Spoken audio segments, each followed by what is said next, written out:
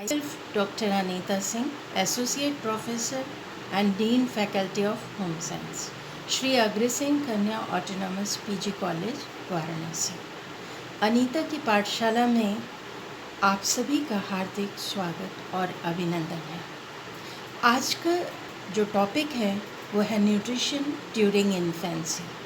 Infancy means शैशवावस्था, यानी बच्चे के जन्म के बाद की जो अवस्था प्रारंभ होती है, जब तक वो 1 साल का नहीं हो जाता, उसे हम इन्फेंसी या शैशवावस्था या शिशु अवस्था कहते हैं।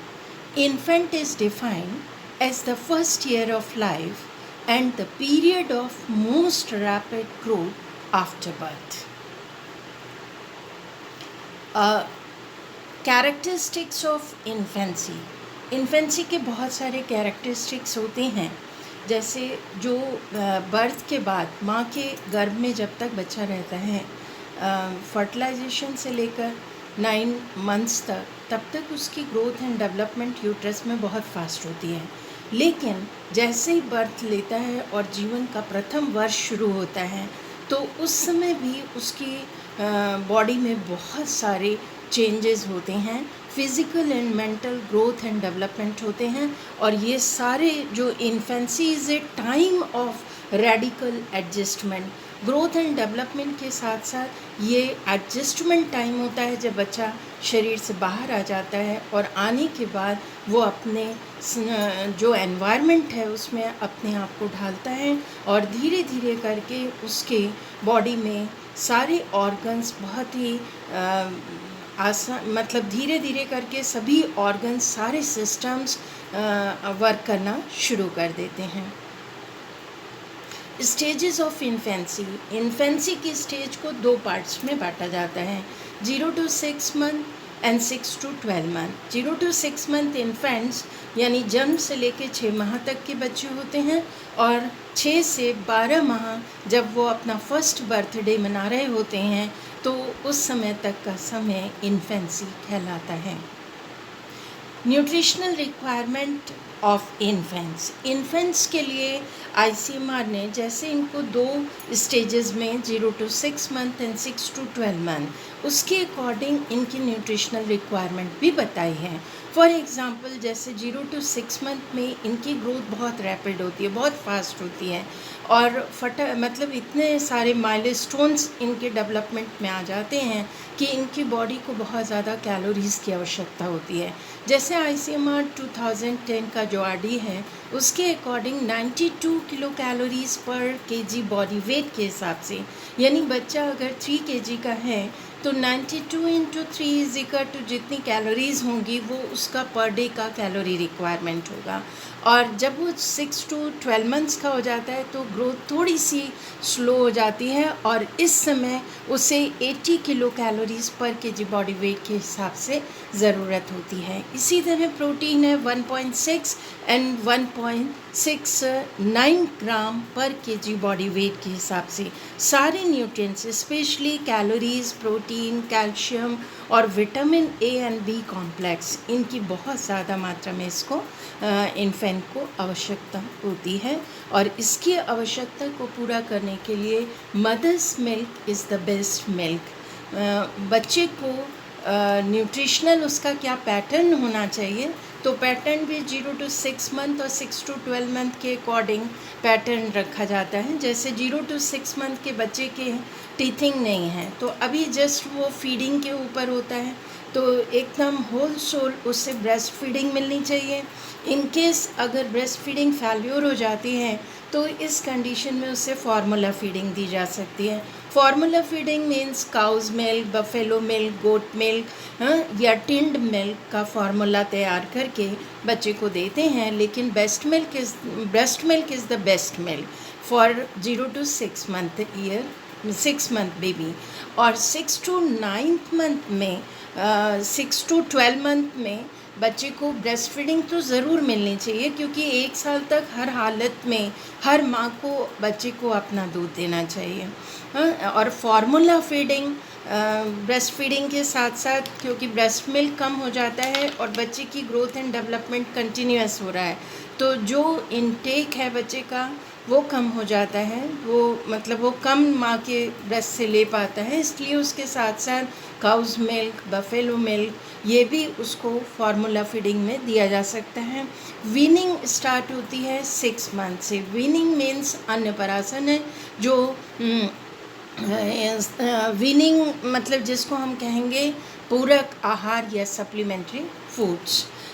इन्फेंसी में सबसे इम्पॉर्टेंट मैंने अभी कहा कि ब्रेस्ट मिल्क है। तो breast milk is the most natural and normal way of providing all required nutrients to the infants that are essential for their healthy development and growth। माँ बच्चे के लिए पूरी तरह से माँ का दूध सबसे इम्पॉर्टेंट है। और सबसे इम्पॉर्टेंट बात है कि बच्चे को कब से माँ का दूध मिलना चाहिए, तो जैसे ही बच्चा पैदा हो उसके 1 घंटे के बाद माँ के ब्रेस्ट को पूरी तरह क्लीन करके बच्चे को जैसे प्लेजेंटा आउट हो जाए तो माँ के पास बच्चे को दे देना चाहिए। और जो फर्स्ट फीड आता है उसको कोलेस्ट्रम कहते हैं। वो बच्चे की ग्रोथ एंड डेवलपमेंट के लिए बहुत एसेंशियल है।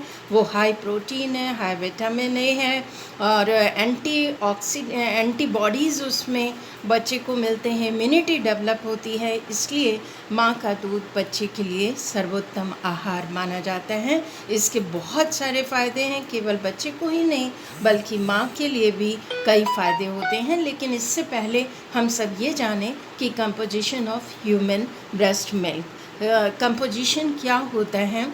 तो ब्रेस्ट मिल्क में सबसे इम्पॉर्टेंट बात तो है कि फ्लूइड बहुत ज़्यादा होता है, यानी वाटर 86 to 89% तो वाटर होता है। इसके अलावा फ़ैट होता है 4% और कार्बोहाइड्रेट 7%, प्रोटीन 7% एंड विटामिन और मिनरल्स 0.2% और प्रोबायोटिक्स होते हैं इसमें मदर्स मिल्क में, जो कि बहुत ही इम्पॉर्टेंट है। 5.2% प्रोबायोटिक्स मदर मिल्क में प्रेजेंट रहते हैं। अब मैंने ये आपको बताया कि मदर्स मिल्क का बहुत सारे फ़ायदे हैं, तो ये केवल बच्चों के लिए फ़ायदेमंद नहीं है बल्कि माँ के लिए भी बहुत फ़ायदे हैं। तो एडवांटेजेस ऑफ ब्रेस्ट फीडिंग में ये जो बेबीज़ के लिए है सबसे इम्पॉर्टेंट है कि perfect combination and balance of nutrition. ये परफेक्ट न्यूट्रिशन इसलिए माना जाता है कि इसमें बच्चे की रिक्वायरमेंट के अकॉर्डिंग सारे न्यूट्रिएंट्स उस मात्रा में प्रेजेंट रहते हैं। मिल्क इज़ ईज़िली डाइजेस्टेबल, माँ का दूध आसानी से पचने योग्य होता है। ब्रेस्ट मिल्क कंटेन्स एंटीबॉडीज़, माँ के दूध में रोग प्रतिरोधक क्षमता बढ़ाने के लिए एंटीबॉडीज़ मौजूद हैं, जो कि किसी भी रोग से इन्फेक्शन बच्चों को जल्दी लगते हैं। ख़ास तौर से जब बच्चा पैदा होता है तो उस समय हॉस्पिटल से इन्फेक्शन आता है और ज़्यादातर बच्चों को, हमारे इंडियन बेबीज़ को जॉन्डिस हो जाता है। उन सबको बचाने के लिए मदर्स मिल्क बहुत काम करता है। परफेक्ट अगेंस्ट इन्फेक्शन और एलर्जी, माँ के दूध से इन्फेक्शन तो कंट्रोल होते हैं, साथ साथ बेबी को कभी भी किसी भी प्रकार की एलर्जी नहीं होती। Helps in babies brain and chronic development, बच्चे के ब्रेन और क्रॉनिक डेवलपमेंट के लिए माँ का दूध बहुत अच्छा है। यहाँ तक बहुत सारी स्टडीज़ की गई कि जो बच्चे मदर्स मिल्क पे रहते हैं या मदर का मिल्क उनको मिलता है, वो बच्चे, उनका आईक्यू लेवल बड़े होकर मतलब काफ़ी उसका परसेंटेज हाई होता है। हाई लेवल के आईक्यू वाले बच्चे होते हैं, यानी मेंटली बहुत स्ट्रॉन्ग बच्चे बनते हैं। तो मदर्स मिल्क बेबी के लिए तो बहुत फ़ायदेमंद है, साथ ही साथ माँ के लिए बहुत फ़ायदेमंद है। Reduce risk of developing cancer, सबसे इम्पॉर्टेंट चीज़ कि ब्रेस्ट का कैंसर उन मदर्स को नहीं होता जो माताएं अपना दूध पिलाती हैं। लेकिन मैं आपको यहाँ पे बता देना चाहती हूँ कि मदर को मिल्क पिलाते समय अपने दोनों ब्रेस्ट का इस्तेमाल करना चाहिए। यदि वो एक ही ब्रेस्ट से दूध पिलाती हैं तो मेमोरी डक्ट में मिल्क तो हमेशा आता है और भर जाता है, लेकिन माँ अगर स्क्वीज़ करके या बच्चे को ना पिलाए तो वो मेमोरी डक्ट में ही जमने लग जाता है और धीरे धीरे करके वो नॉट्स में फॉर्म हो जाता है, उस पे एक्स्ट्रा टिश्यू ग्रोथ होने लगती है, फिर उसके बाद वो कैंसर के रूप में डेवलप हो जाता है। तो माँ को विशेष रूप से ध्यान देना चाहिए। फिर ऐसी मदर्स को ब्रेस्ट कैंसर ही नहीं, ओवरीज का भी कैंसर नहीं होता, वो भी कंट्रोल हो जाता है। डायबिटीज़ और ऑस्टियोपोरोसिस ये भी प्रॉब्लम्स नहीं होती। May find is easier to set baby weight, और आसानी से वो बेबी का वेट जो है माँ के दूध से बहुत फ्रीक्वेंटली बढ़ता है। जिस तरीके से वो अगर 3 किलो का हुआ तो 6 महीने में दुगना हो जाना चाहिए, और 1 साल का बेबी हो जाए तो उसका वज़न 3 गुना हो जाना चाहिए।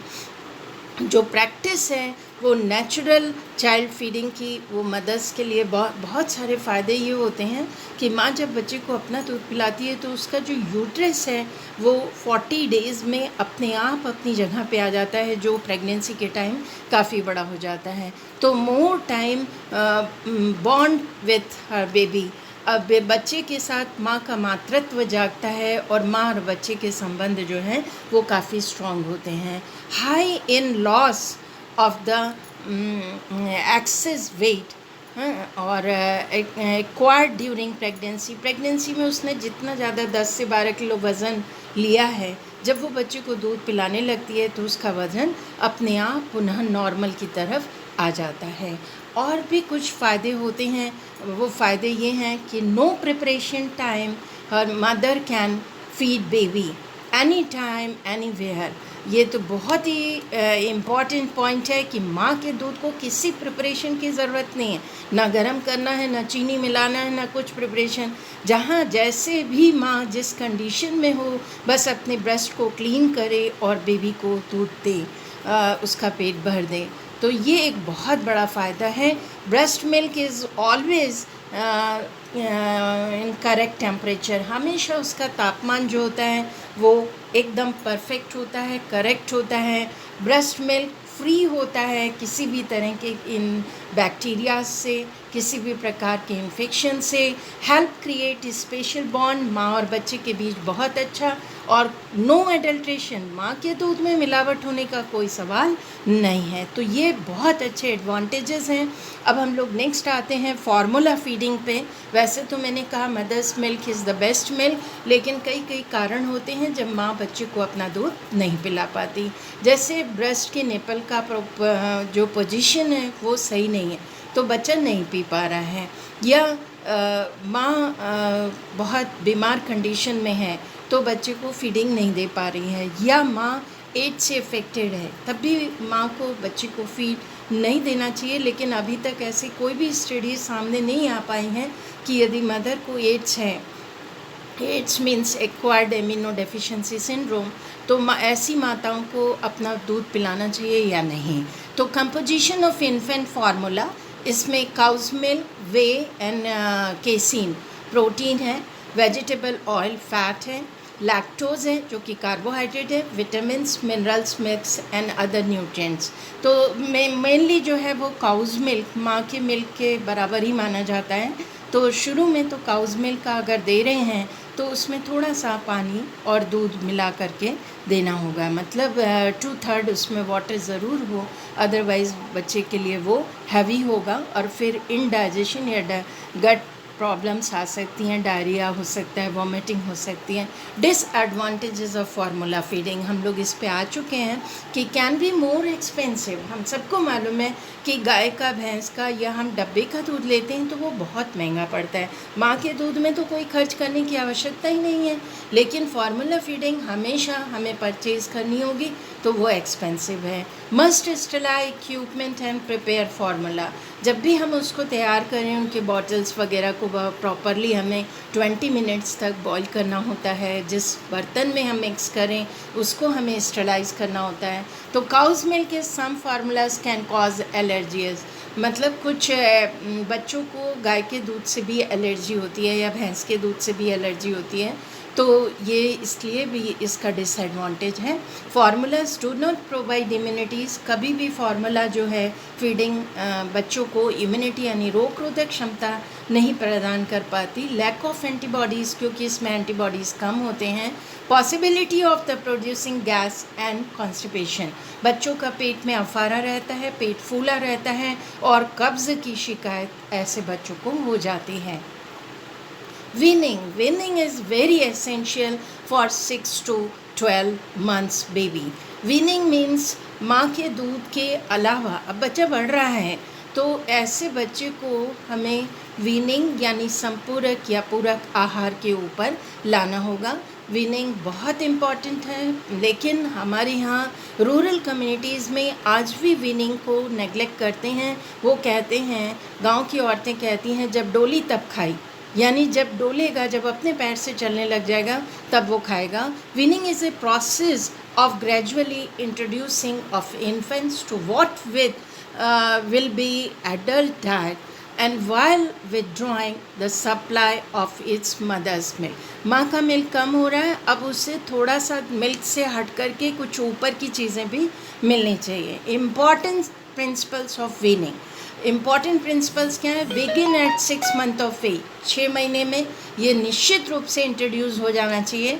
अवॉइड फूड विथ हाई, जिन चीज़ों से एलर्जी हो बच्चों को उनको अवॉइड इसमें करना चाहिए। At the proper age encourage a cup rather than a bottle, जैसे हम फ्रूट जूस दे रहे हैं तो बॉटल से कभी भी बच्चे को फ्रूट जूस ना दें, कटोरी चम्मच या कप से देने की आदत डालें। Introduce 1 food at A time, ये नहीं कि 4-5 चीज़ें एक साथ, बच्चा कंफ्यूज हो जाएगा कि मैं क्या खाऊं और क्या ना खाऊं। तो कोई एक फूड दें और बच्चे के साथ थोड़ा सा पेशेंस रख के, बच्चे को इस समय मारना पीटना नहीं चाहिए, धीरे करके उसकी वीनिंग स्टार्ट करनी चाहिए। जब कॉम्प्लिकेशंस ऑफ वीनिंग फूड से कई कॉम्प्लिकेशंस भी आते हैं। अभी तक तो बच्चा टोटल माँ के दूध पे था तो किसी भी प्रकार के प्रॉब्लम्स आने के सवाल ही नहीं था, लेकिन धीरे करके वो अगर वीनिंग फूड पे आता है, हम नहीं समझ पाए, हमने कोई ऐसी चीज़ दे दी जिससे उसको एलर्जी है, तो एलर्जी एक बहुत बड़ा कॉज बनता है। फूड इनटॉलरेंस, कई ऐसे फूड होते हैं जिसको बच्चे, अभी मैंने कहा कि गाय के दूध को बच्चा टॉलरेट नहीं कर पाता, तो ऐसे बच्चों को लूज मोशन वॉमिटिंग होने लगती है। कुछ बच्चे एग नहीं टॉलरेट कर पाते हैं, तो एग नहीं करने के कारण उनको डाइजेस्टिव प्रॉब्लम्स हो जाती हैं, डायरिया होने लगता है या कॉन्स्टिपेटेड हो जाते हैं या नॉजिया होता है, नॉजिया यानी उल्टी का मन बना रहता है। फूड इंटॉक्सिफिकेशन, इसके अलावा भोज्य विषाक्तता होने की भी बहुत सारी संभावनाएं होती हैं, क्योंकि माताएं अगर अपने हाथ साफ़ नहीं रखेंगी, अच्छे से कुक नहीं करेंगी, और कभी भी एडल्ट बेस्ड वीनिंग फूड नहीं होना चाहिए। मतलब जो चीज़ें जैसे घर में एडल्ट्स के लिए बनी वही निकाला और बच्चे को खिला दिया, बच्चे के लिए अलग से वीनिंग फूड तैयार करना चाहिए। उसमें स्पाइसेस नहीं होने चाहिए, उसमें सॉल्ट बहुत कम होना चाहिए, फैट्स एंड ऑयल को भी कम यूज़ करना चाहिए। तो बच्चे के हिसाब से प्रिपेयर करें, तभी उससे दें ताकि कम से कम कॉम्प्लिकेशंस हो पाएँ। Thank you.